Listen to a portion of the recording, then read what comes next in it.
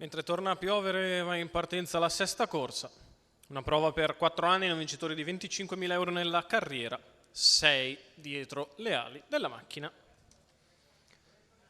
Numero 1 Beverly Trio Marco Stefani, 2 Bumpy of West Antonio Greppi, 3 Bentley Vincenzo Pesquaglio dell'Annunziata, 4 Baghira Gara Roberto Vecchione, 5 Black di Venere Giorgio Cassani, 6 Bip Bip MTT Lorenzo Baldi.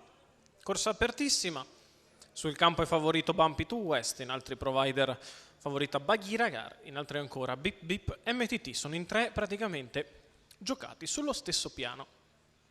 L'autostart entra in dirittura, inizia ad accelerare e si va a partire per questa sesta corsa dall'ippodromo Arcoveggio.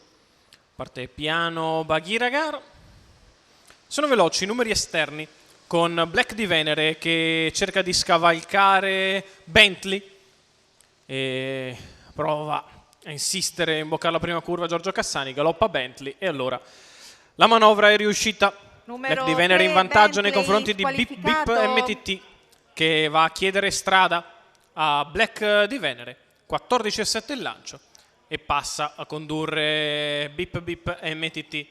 Black di Venere in seconda posizione, poi in terza c'è Beverly Trio, anzi Bumpy of West che precede Baghira Gar e quindi ora sì Beverly Trio.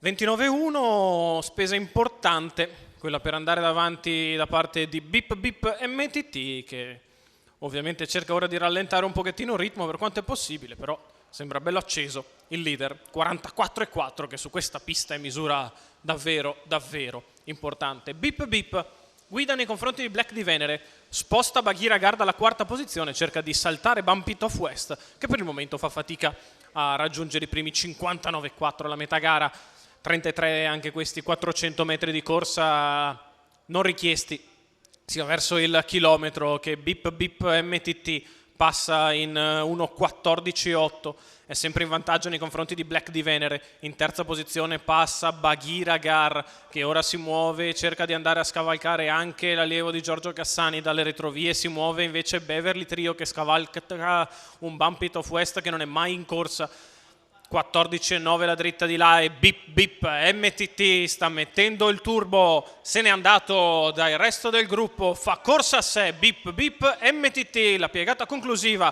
passata in 14,8. Bip Bip sembra quello dei cartoni animati e scappa da Willy il Coyote, se n'è andato e vince di 100 metri veri Bip Bip MTT con Lorenzo Baldi al secondo posto e Baghira Gar al terzo Beverly Trio.